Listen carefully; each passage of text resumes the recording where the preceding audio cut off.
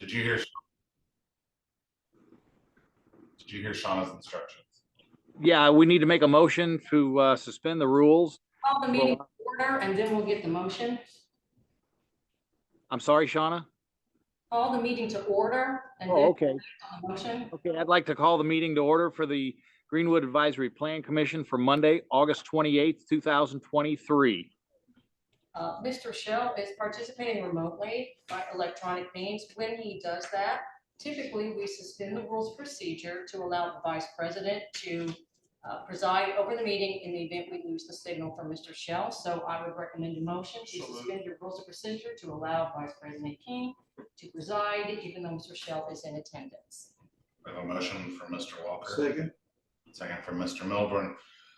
With somebody participating virtually, we will have to do a roll call vote.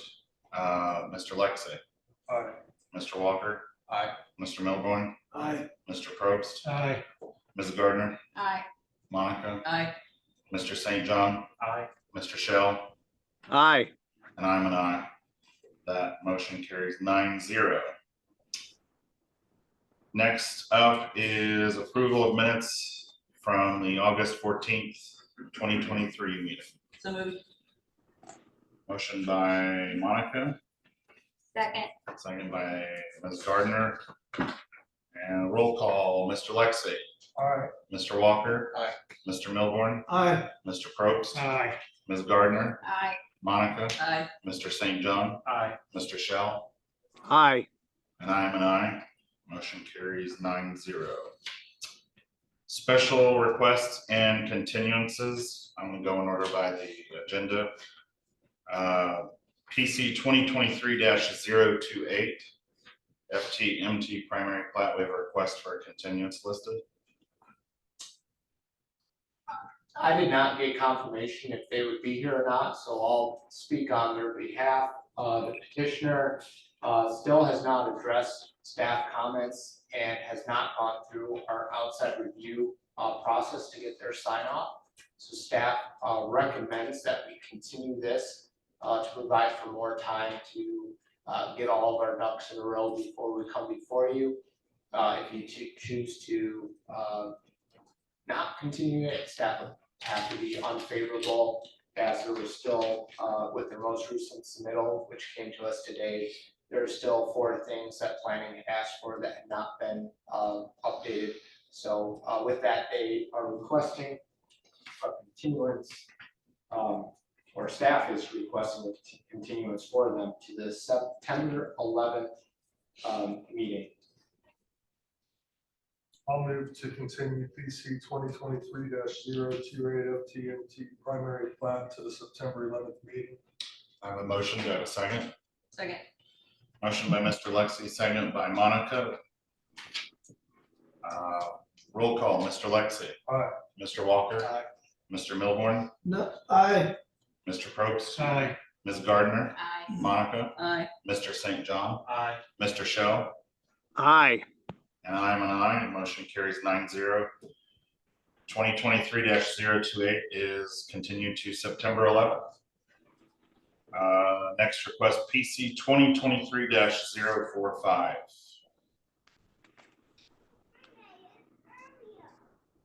Is there anyone? I guess I can speak for them as well. Close to the meeting date, we received a notice that they're asking for quite a few different stormwater waivers. They would like to request time, and staff agrees with them, that we would like to allow for the stormwater waivers to be heard. If the stormwater waivers are approved, it will not be many corrections to make, but if they, in the event that they're denied, they will have to rework their plans to show the updated drainage. So we didn't want to bring it before you with inadequate drainage plans. So we are requesting continuance to the same date, September 11th. All right.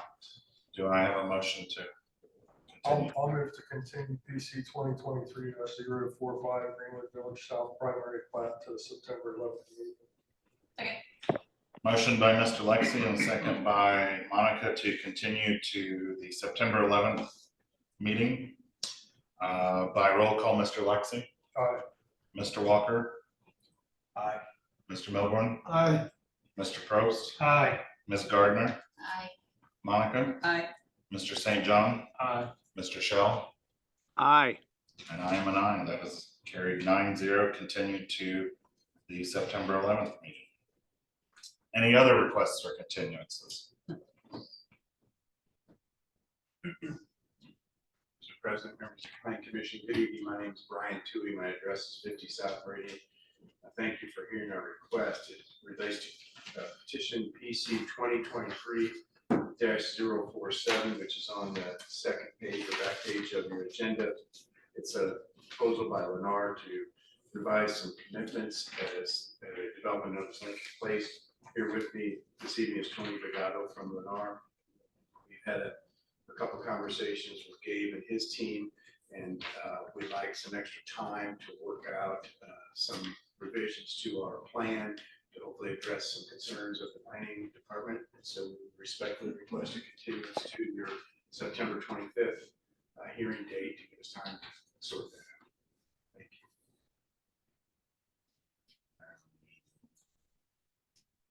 Mr. Nelson, I assume that. Yeah, we are not in agreement on one of the commitments that they would like to modify. I don't think that there is any harm in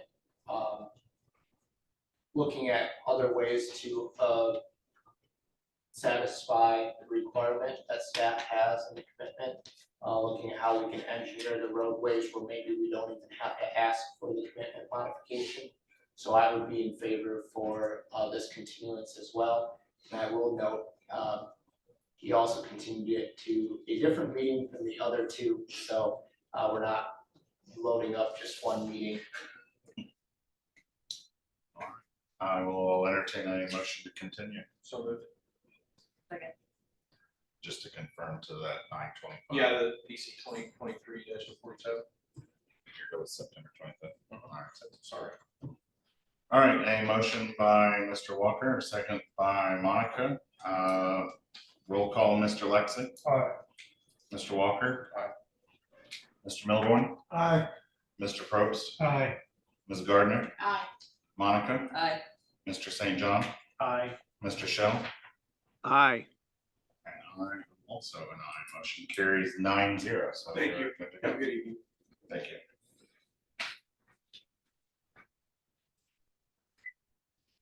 So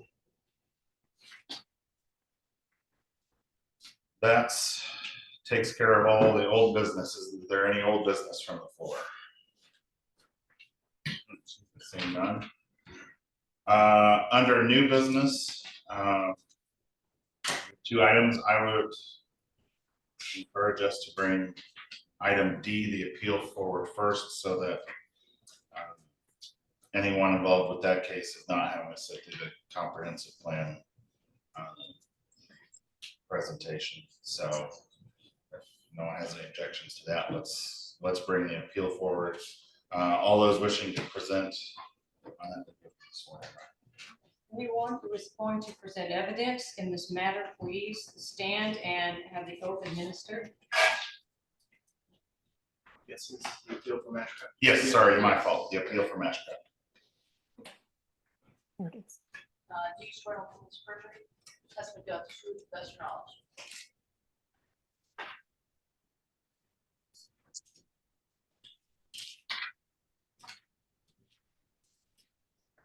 I'd like to have some first. Well, I think actually, yes, the procedure is, you're the appellant, so are you Mr. Kastner? Yes, please. Okay, state your name and address for the record, and then present your appeal, sir. Andrew Kastner, 4303 Fairhope Drive, Indianapolis, Indiana, 46237, business address 1140 North State Road 135, Suite M, Greenwood, Indiana. So we had an awesome start with the folks when we did the official application. We wanted to change the look and add another amenity to the front of our building. We worked with Commissioner Seal and Gabe and David through an extensive process to make sure we were doing everything as was up to code and also as what was requested by the group. We got to the end of the process and we've received a few violations. I'd like to address those one by one, if you don't mind. So the initial one was a permit required. That one has been approved by the board. I think, and Commissioner Seal can speak to this better than I can. I think it's a reference to the point, I missed the $200 fee for the permit required. I paid the $566 for the variances, but I missed, after an email in June, getting the $200 paid, and we're prepared to rectify that quickly. The next one was an inspections required. On that note, I had emailed in mid-June, and I actually have some documents here if you guys would like me to bring them up to you. I had emailed directly asking about a permit, an inspection for the permit. In the response from Commissioner Seal, it said, if there is framing, actually, let me quote this. If all framing is to remain exposed, just a final inspection is needed. I also understand there's some ambiguity here in the fact that he may have been referencing if there is something else exposed. In my terms, I did not read that as you also need to have concrete holes looked at before you fill it. So that one was my next appeal. And then the last one was a post-bearing, post-holder inspection. We've been in touch with the architect since then, and he has signed off to all of the pictures that we've sent. I can include those and let you guys read through those as well. I brought multiple copies. So that one, he has signed off on everything except for one, which is there is a corner overhanging concrete on one of the post holder fasteners. And he just said you need to put in some non-expanding grout to be able to solidify under post. Those are the 3 violations and the appeals that I wrote back to these guys last week. Okay, so you have records you'd like to admit? I can documents, absolutely I share, should yeah.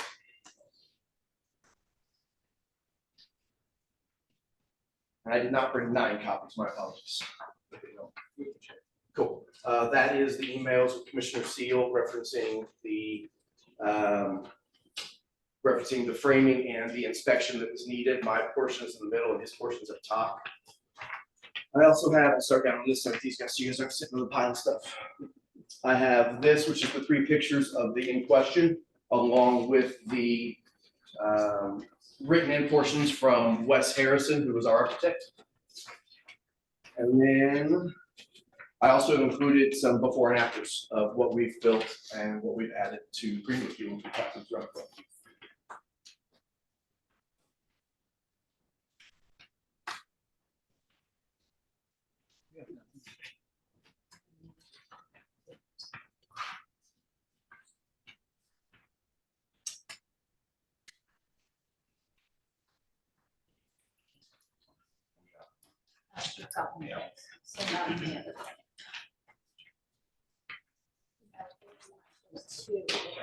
Yeah. You mentioned an email, you may. It's down there, they're reading. It'll have a D on the top left, I believe I put. Actually, it'll be the only thing that's written that I passed out the rest of the pictures.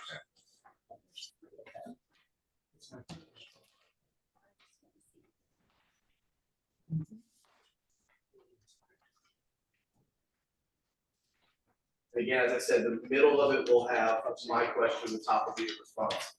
Okay, I think it's making its way. Cool. So yeah, in that, the question was, do I need to have, alert you when it's completed to be inspected? So the response, yes, you will need to schedule inspection with us before anything is covered, if anything is comma, if anything's covered. If all framing is to remain exposed, just a final inspection is needed. Thanks. And again, I understand that that may have been meant a different way, but I read it as a way that with this build just being, as you can see in the pictures, just framing, that without any walls around it, we would be good to proceed until the final.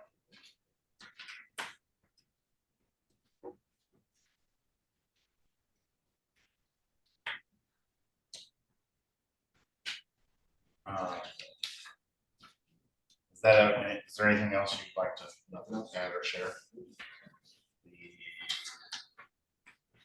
this time, the building commissioner has offered the opportunity to cross-examine you or so. Mr. Seal, I don't know if you have anything you want to ask him at this point. Because you will then have the opportunity to present your Yeah, your own. case. Understood.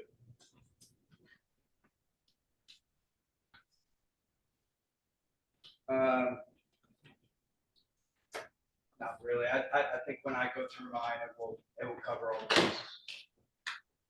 Okay. Then at this time, we'll let you have a seat and let the building commissioner.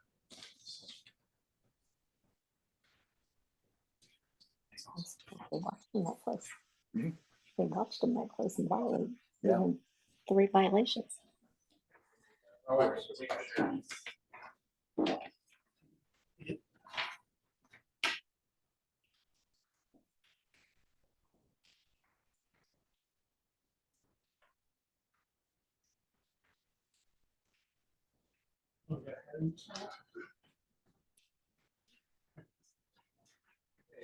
Good evening, Kenneth Seal, building commissioner with the city of Greenwood, 300 South Madison Avenue. So I think I can add a lot more context to Mr. Andrews' testimony there. But first, going all the way back to exhibit 1 here. But this started all the way back in March, where he submitted a permit application.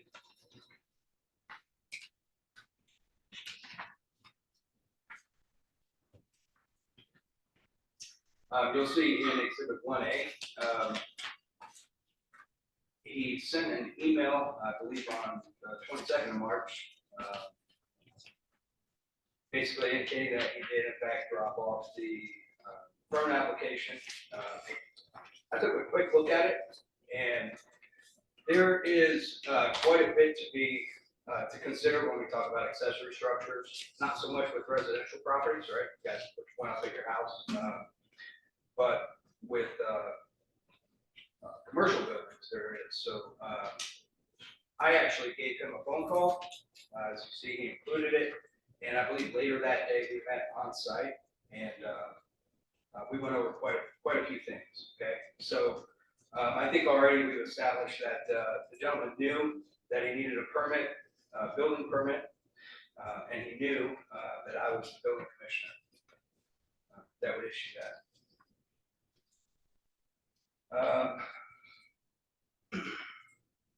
Exhibit 1B, you'll note that the following day, or I'm sorry, 2 days later, he thanks me for dropping out, visiting him, answering his questions, going over everything. So right from the very start, he was, I think, very well informed by myself, and we emailed back and forth a couple of times. Part of that was it indicating to him that his request is going to require some variances, okay, from the planning department, not mine.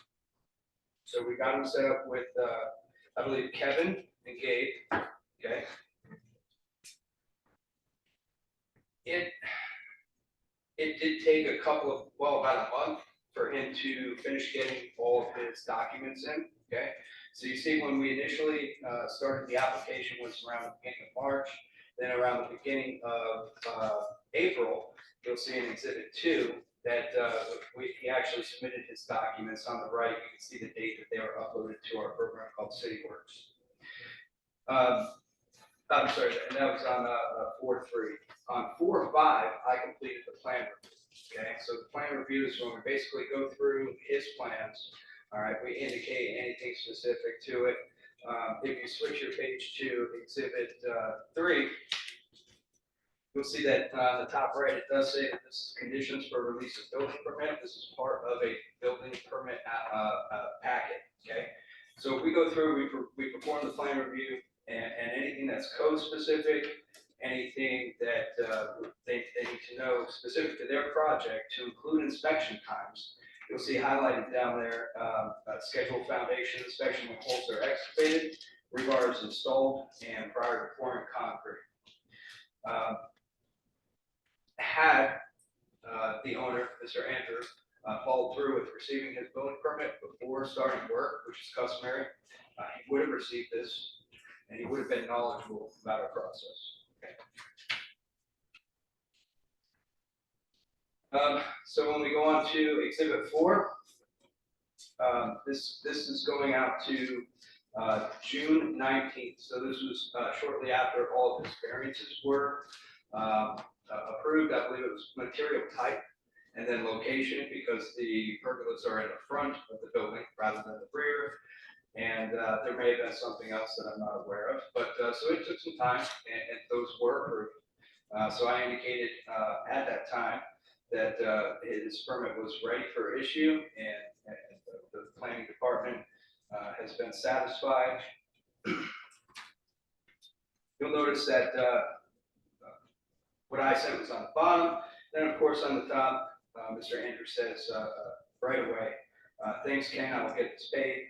Do I need to alert you when it's completed to be inspected? So again, further acknowledging that he does in fact need a permit. He applied for a permit. The permit is ready to be paid for, picked up, and issued. Had he done so, again, he would have been fully knowledgeable about our process. And we move forward to Monday, June 26th. And so June 26th, from our first contact and from when the plan review was completed on 4/5, so that's nearly 3 months, just short. He emailed me regarding an inspection. And he was a little vague with it. So when I received this email nearly 3 months later, of course, I'm aware of the project, but I don't remember all the details of the plans.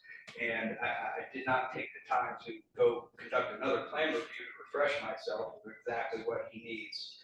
So my statement to him was rather simple. Yes, you will need to schedule an inspection with us before anything is covered, if anything is covered. Off the top of my head, I couldn't remember the foundation details, but, and then of course, if any framing is to be exposed and just a final. Again, had he received his permit, that would have been spelled out in the conditions form. So we move forward. On July 31st, a member of my staff sent a second notification, a reminder, if you will, along with the payment details, basically stating that, you still haven't received your permit, and this is a requirement. He replied at that time stating that he didn't remember being notified that he owed an additional $200 and that he had already paid the $566. That's Exhibit 6. Number 7, very next day, again, a member of my staff basically explained it. Said, "Hi, Andrew, I think that there's just a little confusion here." Explained what the $566 is for. Reminded him that he did indeed apply for a building permit, that one is required and that the payment is due. Up until this time, we've been very patient. We haven't applied any fees.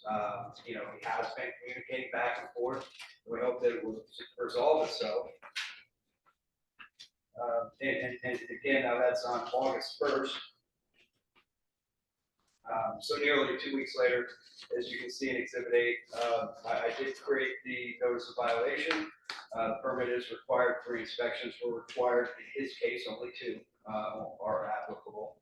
I did apply the fee schedule for under 4-66, specifically 20A, which is doubling the permit fee total cost of $200 and a fine of $250 for concealing work. That would be the foundation footers. There's a series of photos in Exhibit 9 showing not code compliant work. Okay, the architect, Mr. West, he indicated that the footers had to be, I believe, 16 by 16 with 4 pieces of rebar in it. Of course, we can't see that when it's poured. He also indicated that the footer shall sit on the curved section with full bearing, and that each point will have a angle bracket type metal bracket with the approved fasteners listed in his report. Also, those are not there. Exhibit 10 is quite simply the rebuttal from Mr. Andrew. Again, and it's in full, I didn't know if he would bring the full one, but if you read it in its entirety, you can see that he kind of cherry picked just a couple of comments rather than the whole comments or sentences, so that would add the proper context. That completes my statements. If anybody has any questions.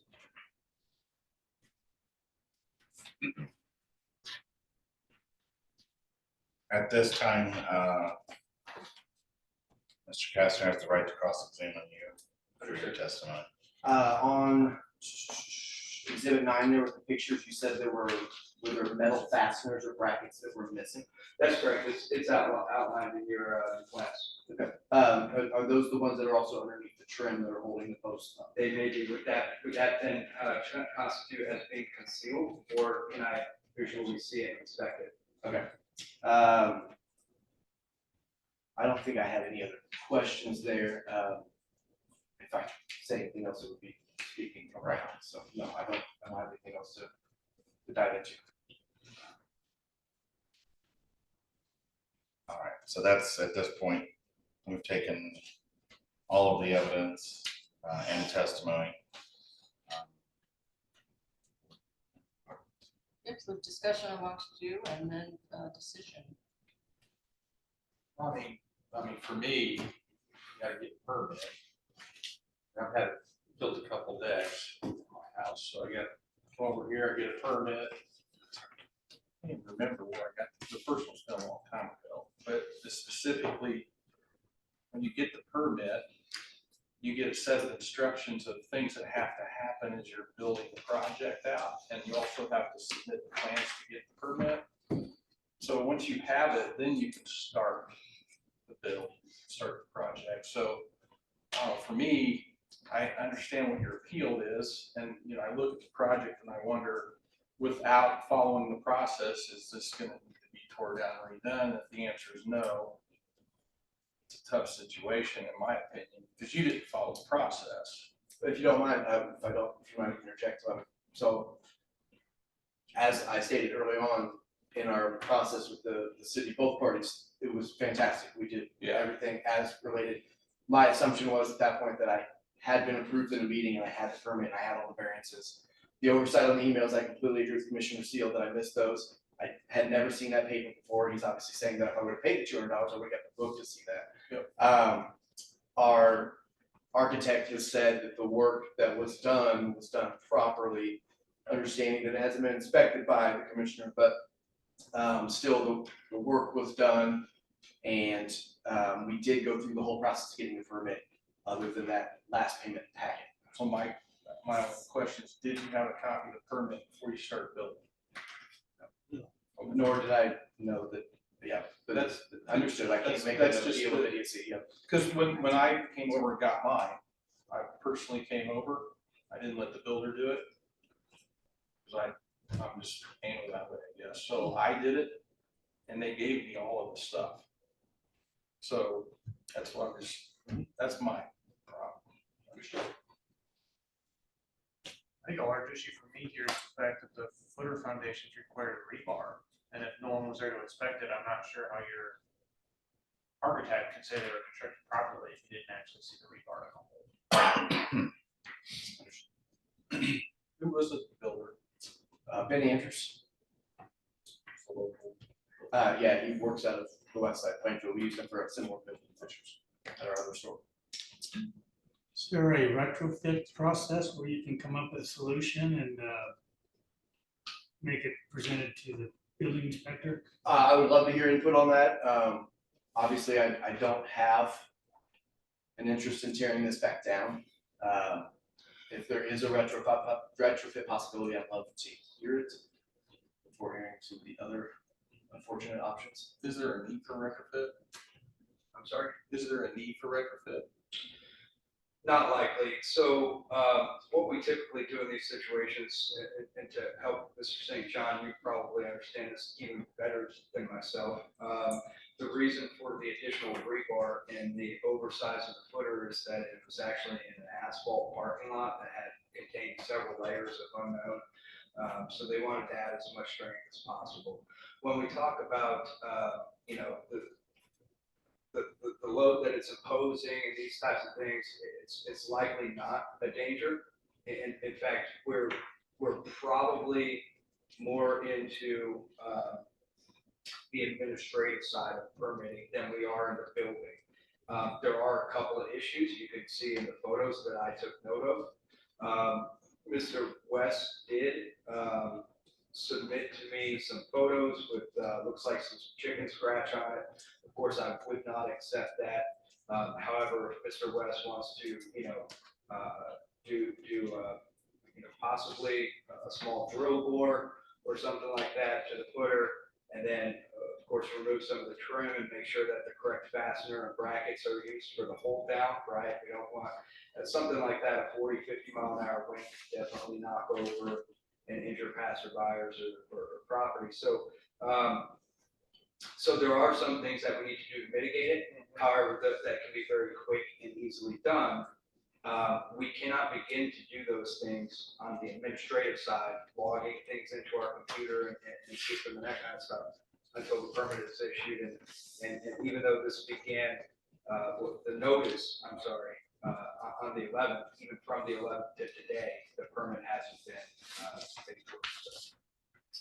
Mr. Milburn. And one thing I'd like to say, it's not a punitive, as you may think it is, to ask for those things.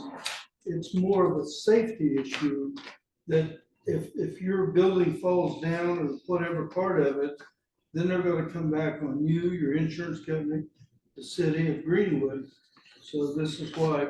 Yeah, I understand, and that's why when we were working with Commissioner Seal, I understood a lot of this was paperwork certification to make sure that there was no damage done, no harm done.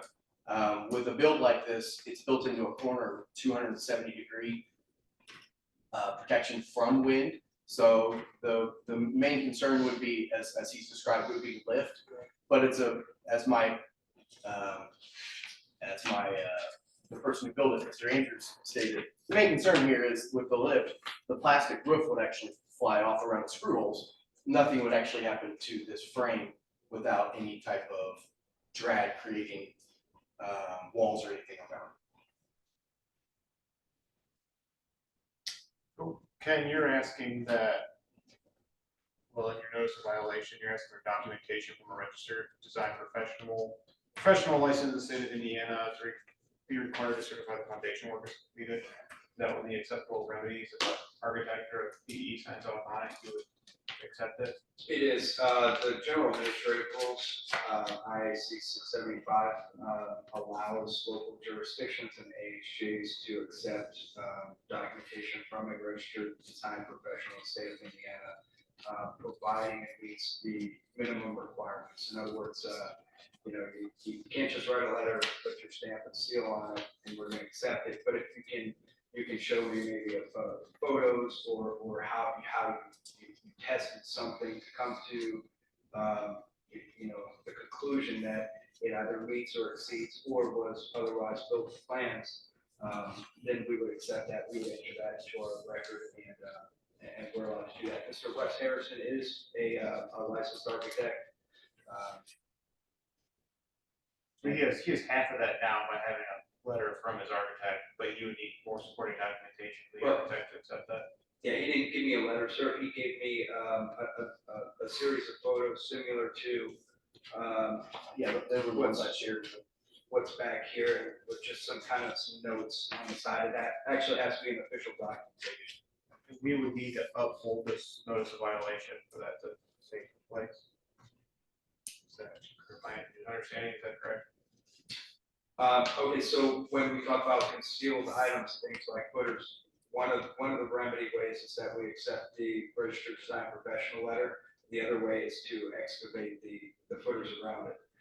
Nobody typically likes to do that because it can actually cause more damage, weakening the soil and substrate around the footers. So again, especially in an instance like this, where we're not talking about a house or a large commercial structure, it is really just a pergola, it does have a roof over it. It will accept some bit of a snow load, and, you know, there may be some, you know, settling over the summer months when the asphalt heats up and that stuff, but not likely to cause a major issue, and so that's why the letter will be accepted. I don't need that letter to be accepted prior to the issuance of the permit, prior to the payment of the fees. I need that prior to closing out the permit and the case to make the file administratively correct for down the road in the future. So if we don't uphold this notice of violation, then it can be administratively closed out the way it is today, correct? It technically can't be closed out because the permit hasn't been issued.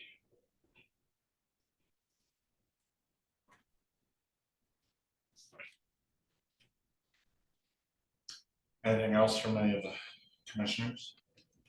Do you mind if I ask a question real quick? It's just administrative, the document you mentioned from Wes, is that of similar documents to the one that was supplied before, it just needs to be, I'm just looking for ways to solve I this. think what he's probably asking, and Mr. St. John, it has to be like a letterhead type. Yeah, it'd be official documentation where he's essentially putting his license. We actually have a template. It's called the minimum requirements for acceptance of a registered design professional letter. City of Greenwood. And I We- emailed that to you. Yeah, sorry, we supplied one of And those. if you just follow that template, then you'd likely be fine. But once you have that, then you can issue the permit, you have to pay the permit. No, sir, I can issue the permit at any point. in As long time. as he gets the money to you. Right, I need that before I can close the permit out and complete a final inspection, because when we talk about the foundation inspection, I can put a note into our system, that, you know, registered design professional letter, footer was concealed prior to inspection, right? So this way in 10 years, we have electronic, notes and the documents and everything else like that, so. So if he pays that and pulls these trim pieces off and shows the angle pieces that hold the post like they're supposed to be, takes pictures of that, or you come over and inspect it. I don't know if the developer or the builder had pictures of the footers, rebar in it. I'll check with them, I didn't get any text to me, but it might be part of the normal process. Then you could provide that to this architect, and have all the pictures and everything he needs to close it out. Yeah, so this document that the commissioner's talking about, I am familiar with, because we supplied one for the original build, and I think we're never saying just doing a redo to confirm that this can pass. Am I tracking right? Yes, you are. Okay, just want to make sure. All right, anything else? If not, we have received all of the evidence. At this time, the planning commission shall conclude the hearing.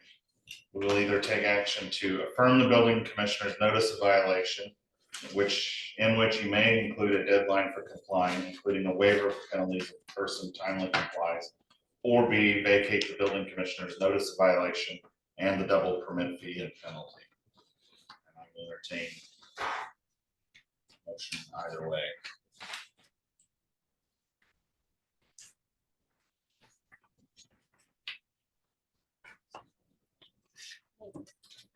Mr. Vice President, I move to find that Mashcraft Brewing failed to obtain a building permit prior to starting construction work and concealed work prior to required inspection in violation of the Greenwood Building Code, Greenwood Municipal Code, Section 711 and Section 713.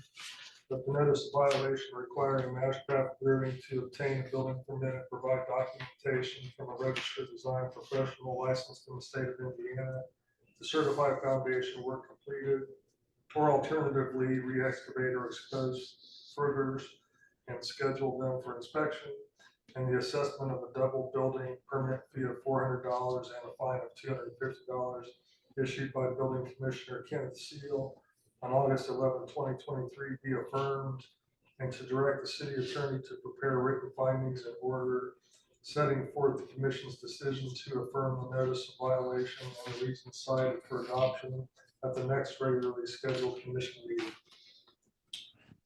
We have a motion. Second. Mr. Milburn beat you, Mr. Sheldon. Thank you. All right, we have a motion by Mr. Lexi and a second by Mr. Milburn to affirm the decision or affirm the violation issued by the building commissioner. I'll now take a roll call vote on that. Mr. Lexi? Aye. Mr. Walker? Mr. Milburn? Aye. Mr. Probst? Aye. Ms. Gardner? Aye. Monica? Aye. Mr. St. John? Aye. Mr. Shell? Aye. And I'm an aye as well. That is, vote is 9-0 on the motion to uphold. Is there anything else that- Prepare that written findings in order for your next meeting for review and adoption.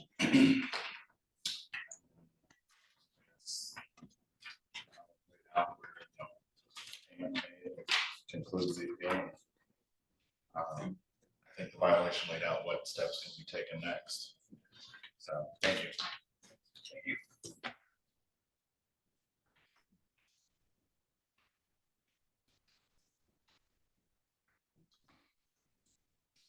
All right, last item on the agenda is the comprehensive plan introduction with HWC Engineering.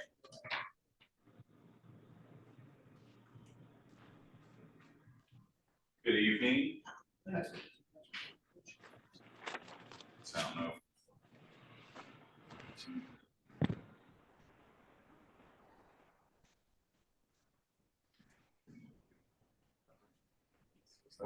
All right. Good evening. My name is Adam Pieper. I am a community planner with HWC Engineering. Business address is 135 North Pennsylvania Street, Suite 2800, Indianapolis, Indiana 46204.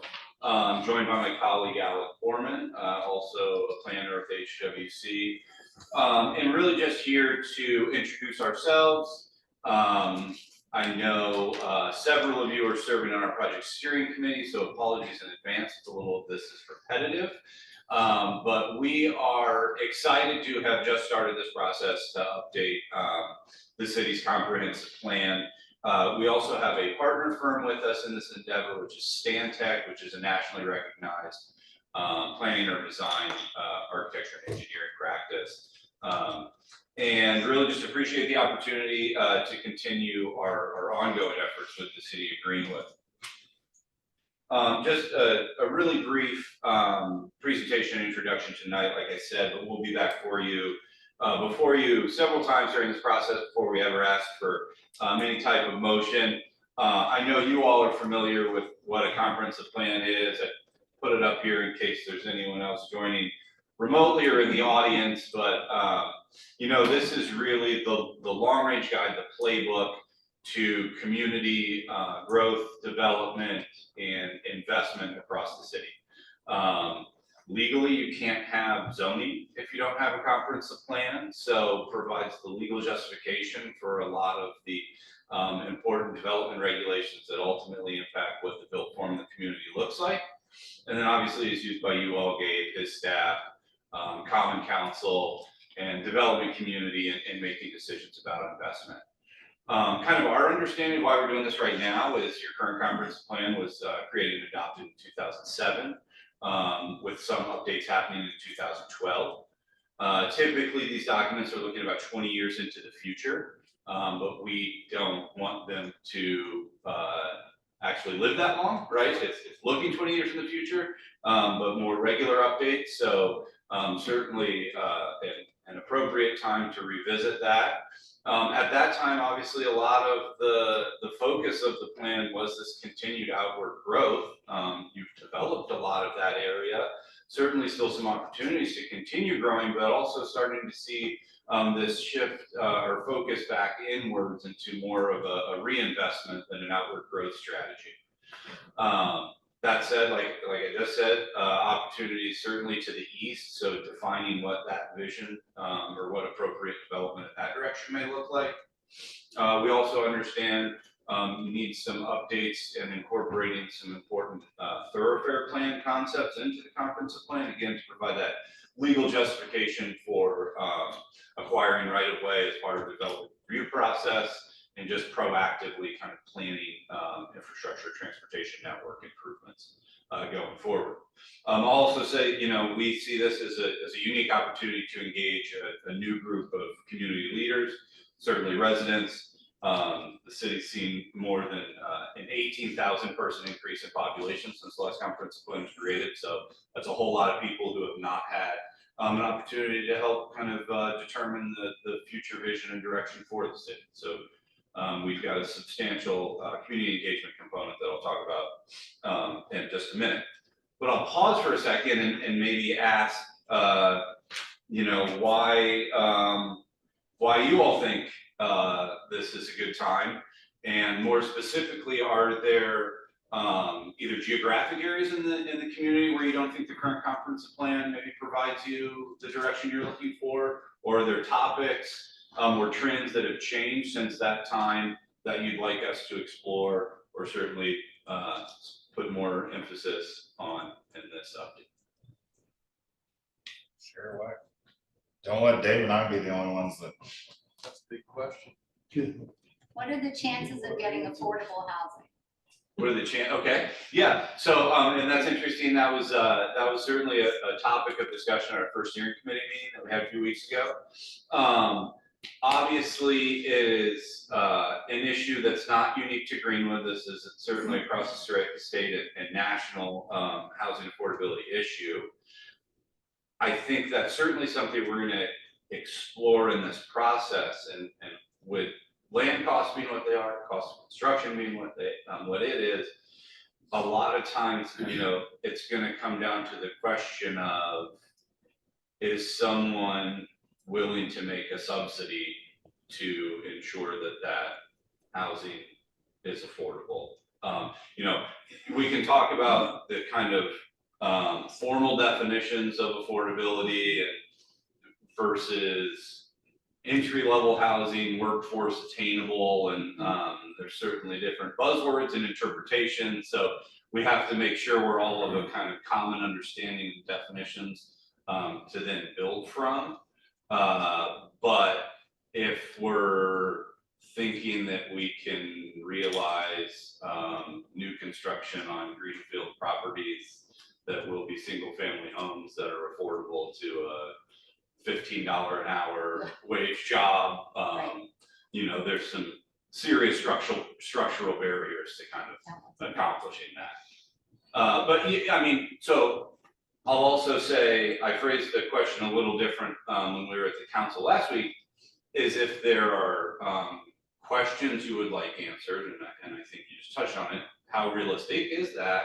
And there's another question of how interested is the broader community in increasing the supply of affordable housing in Greenwood? Does the plan for more green space for Greenwood? Yeah, so the comprehensive plan covers a number of topics. Certainly, the future land use plan is an important component of that. Like I said, transportation recommendations, certainly get into quality of life enhancements as well. And part of our analysis is in terms of open space, park space, how that aligns on a per capita basis with surrounding communities, and how can the city ensure that new park spaces or open spaces are created as growth occurs.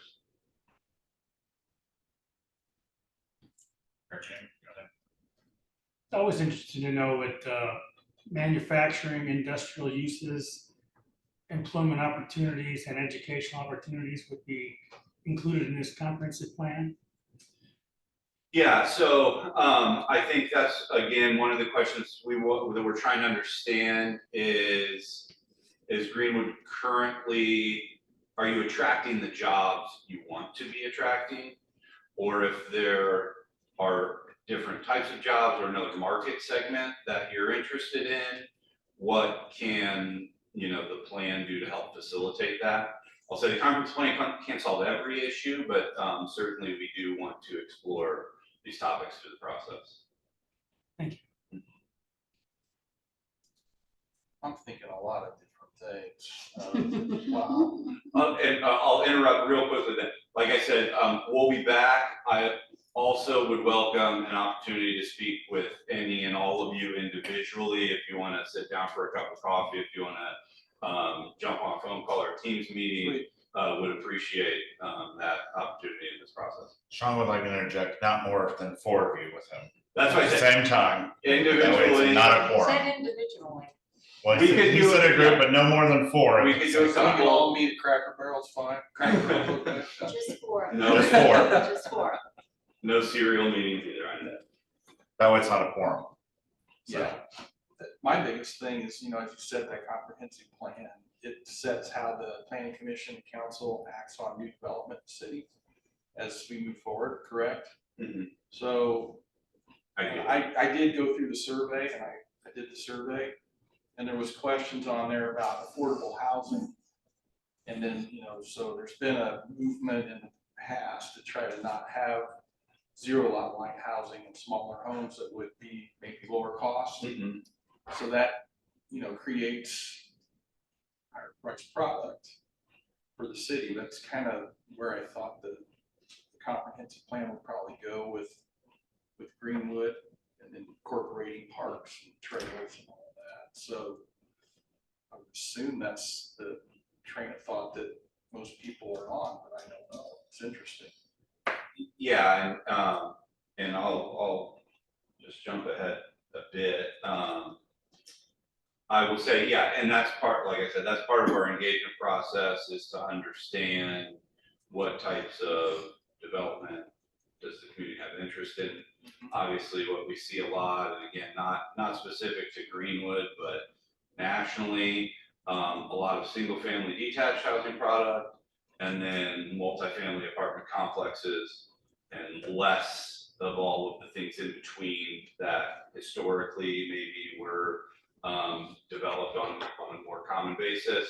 We certainly duplexes, there's some examples of that, townhomes starting to come back some, but even is it smaller condo or apartment buildings, and sometimes it can be like sneaky density. I know density is a scary word, but how can we just incrementally maybe get a few more units into a project to help maybe lower the per unit cost or things like duplexes. You can say, okay, well, maybe only on the corner, and then you have one unit facing one street and one unit facing the other street. So from the street, it still looks mostly single family. We're getting in kind of the weeds here. These are things we're going to explore and then understand if that is supported. Then the next step is looking at your unified development ordinance and saying, are those types of things allowed, or if not, might be some UDO amendments to then reinforce and help implement the ideas in the comprehensive plan. As you are pulling this together, I'm assuming probably you're being mindful of areas, how they should develop. So perhaps you could leverage financial aid, grants, et cetera, that might be available if you were doing a road project or you were doing a trail or some sort of park and recreation amenity.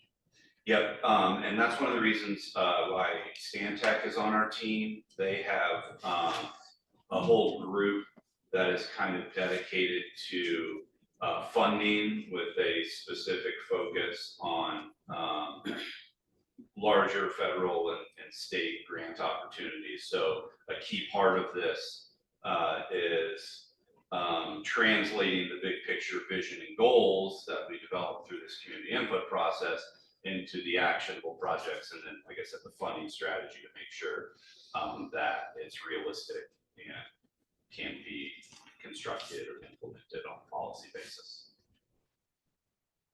What about, I know this plan is primarily for new growth, but it says evaluate existing conditions. What about all the old growth? I know we can't be accountable for businesses going out of business, but there's several big box buildings primarily from across the mall. There's empty now. I mean, was new growth at one point.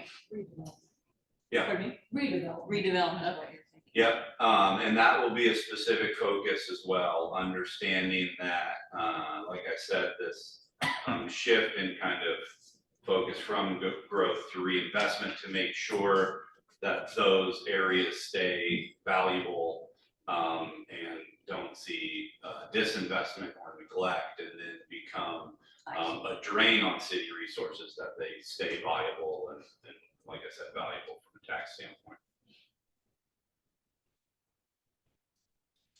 So real quick, so as you said, our initial step is kind of evaluating these existing conditions, demographic, socioeconomic trends, as well as built environment. Also a robust community engagement process that's already started. Thank you for taking the survey. As well, and we balance in-person and online engagement opportunities with that to create this vision and goals. Like I said, translate that into the more incremental actions so that this is a plan that's used on a regular basis. Certainly you all use it in your meetings.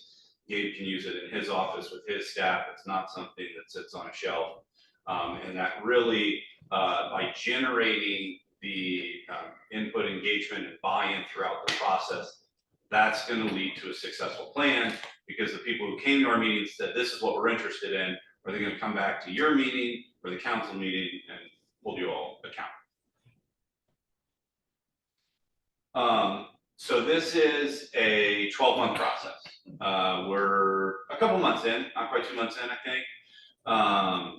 Kind of transitioning from that phase 1 into phase 2. We've got a project steering committee, like I said, several of you are included on that will kind of be the executive committee throughout this process to confirm our initial findings, recommendations, course corrections, things like that. Tell us who we need to be talking to in the community. We're here, we did the council introduction last week, planning commission right now.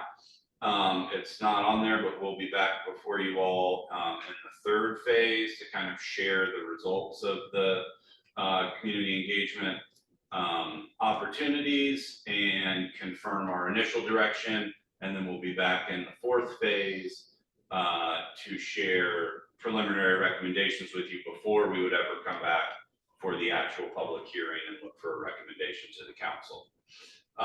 The 2nd phase is what we're moving into. The community workshop is up online, the community workshop is September 12th at the library. The online workshop is up and live. We're in the process of organizing a number of stakeholder meetings. We'll be at the farmers market here in September again to just make sure people are aware of the process that's going on. Gabe, his team, other city staff and Hirons are helping get the word out on social media.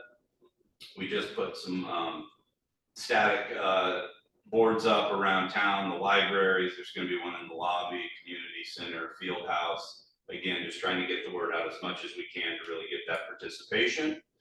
We take all that information and see where we've got common consensus and we know we can start moving in that direction. We also fully anticipate running into some items where we're hearing some differing viewpoints. So that's when we'll go back to the steering committee and work through this iterative process to make sure we're refining and getting to a place in a series of recommendations that work for Greenwood. And then moving into the last phase, like I said, the action plan, funding strategy, public presentations, and then moving into the adoption process, it comes to you all for a recommendation before ultimately getting adopted by the council with a resolution.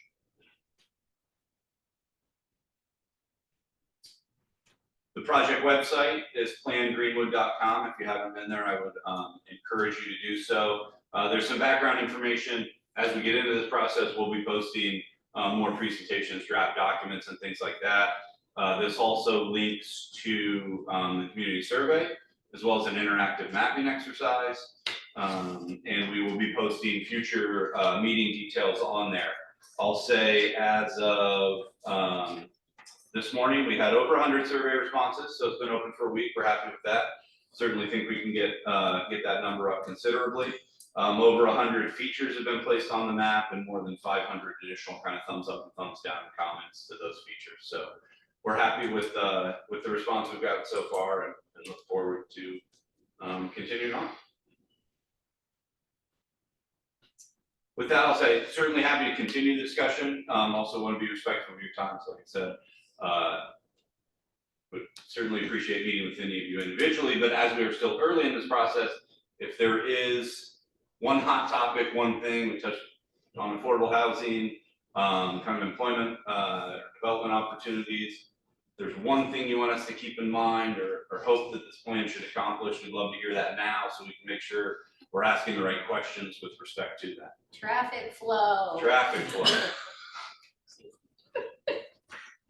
Every person that comes before us to remonstrate anything complains about traffic. Traffic flow, yes? Yes? Oh, absolutely. It's not that, it's public safety. Yeah, that would be the other thing. And drainage, which I don't suppose you could do anything about. Well, I mean, you know, we can certainly identify it as an issue. I won't claim to be the expert that Mark probably is, but again, that goes back to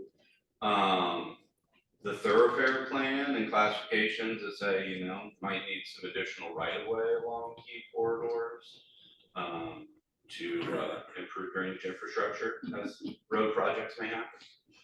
I can, sorry, I could maybe jump in. There are also, you know, ways you can design sites that help mitigate drainage. It might not be And like, they always seem to have done that. just different plantings that do a better job of slowing it down. Other things that maybe aren't in the stormwater technical manual, but maybe it could be something that the comprehensive recommends that developments in our UDO follow that might mitigate drainage problems in other ways. Well, you touched on Monica too, keeping Greenwood green. I mean, maybe some of the plan needs to be, we don't remove as much of the green that's here. Or augment it, make it better, Yeah. more attractive. High quality There's visual. a giant tree in the field behind, you know, kind of the point. Because where else does Greenwood have to grow? Out east, right? Everything else is already saturated, so. Short of whatever the annexation process is to slowly chew up White River.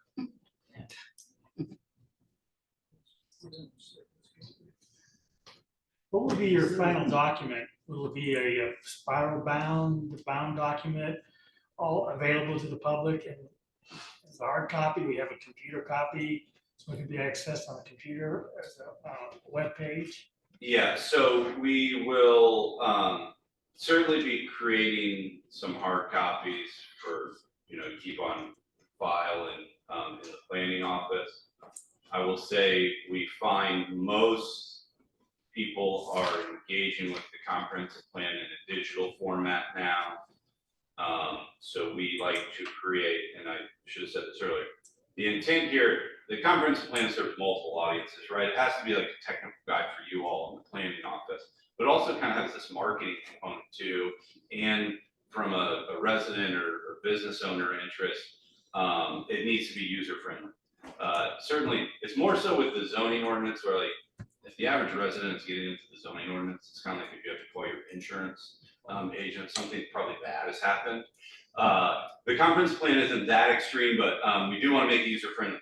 Most of the time, that's going to be a digital, like an interactive PDF. So it's hyperlinked between sections, and if you need to, you know, cross references or hyperlinks, you can just click on one and go there. It is, our scope does not include creating the comprehensive plan as a website. I have done that before, and I understand the intent, again, to make it accessible and user-friendly. What we found is a lot of times it can be problematic in the future as updates are made or subsequently not made because it's this web page that then some see as a kind of larger barrier to amend. So we would encourage that it be, like I said, I know a PDF isn't the most exciting, but an easily accessible and interactive PDF that then can be updated if need be and maintained on a regular basis. Thank you. Yeah, because I mean, and that's something more in the city, you have to make it, we hear it occasionally where people say, well, why do you say certain things go to next to each other? But that's something more, less comp plan and more, kind of like we talked in the steering committee, more just the presentation of making it a little user friendly, where somebody's like, well, why does the city allow this A and B to touch, you know? But that's less you and more just kind of a, how do we kind of make it that public friendly? Yeah. One of staff's big points that we drove home with our evaluation of vendors was to have a product that is user friendly. We're dealing with it and working with the public frequently with our current PDF, and I think it has done a good job getting us to where we are. But something that has images that isn't overly legal text, sorry, Shauna, but just some more readable everyday language, photographs, links that jump to different areas. This is something that staff is really going to be taking a close look at as we work with HWC and Santec to make sure that this is a document that anyone can pick up and visually see and understand what Greenwood wants to be. You mentioned map features. Is there some interactive? I may have missed that on email. Is there a place to go? Yep. I may have So missed that. it's linked from the project website as well. I think Alec, survey first, map below. Oh. And you can, we were talking about this during BZA just before this, where you can, if there's a feature you want to see, you can color the zones if you. Yeah, so there's things as simple as, you know, smiley face and frowny face for areas to make you happy and area, you know, problem areas. There's notations for kind of intersection concerns. You can draw ideal or potential trail alignments.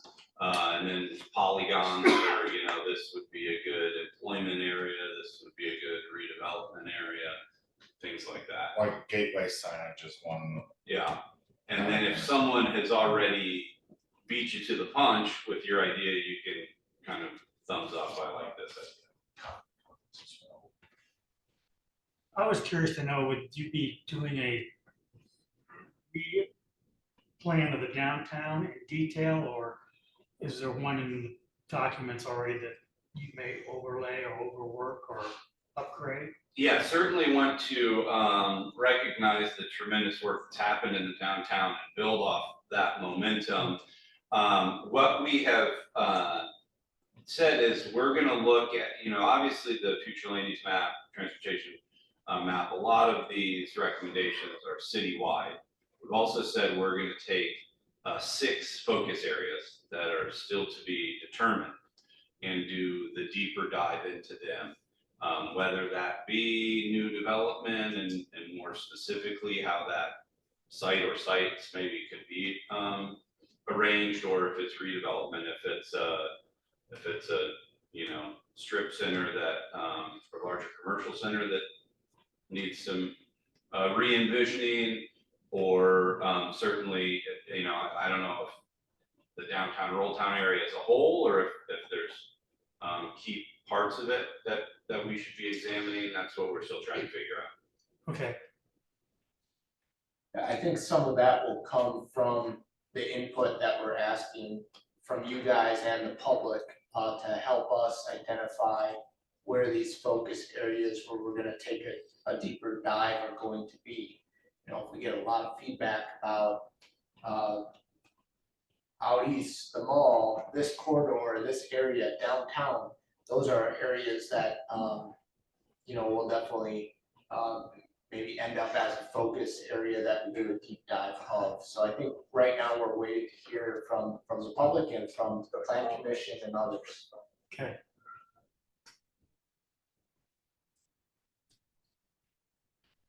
That's it for me. Like I said, certainly excited about this process and hope to speak with all of you again. Thank you. And then I guess, I know there's no new business from the floor, announcements.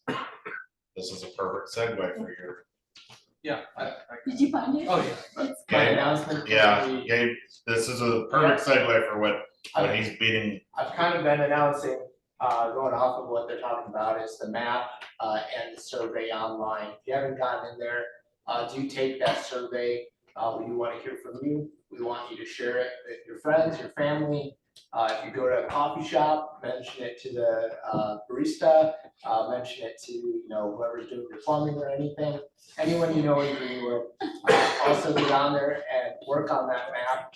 If you get your comments in soon or your features in, that's give you more opportunity for the rest of the public to see those items. The sooner you get them in, they'll be open for a while. But I encourage you, as you think of things, as you're driving around Greenwood, you see something that you either love or you don't love, you're welcome to enter those comments into our interactive map and vote on other people's comments as well. So. Any other announcements? Yeah, Mr. King. Yeah. Yeah, I just wanted to make sure that people realized on the commission that I would be remote again at the September 11th meeting. Okay. Duly noted. I'll be here. Good. Thank you. Other than that, one final motion. Move to adjourn. So moved.